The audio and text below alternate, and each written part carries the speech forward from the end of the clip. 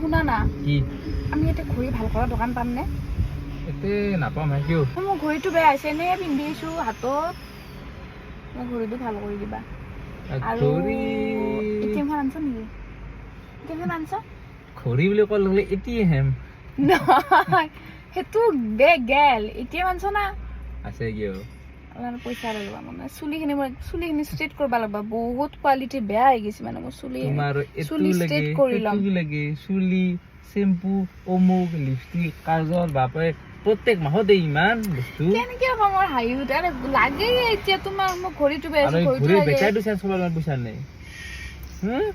নাই পইচা মাক কবা ঘৰত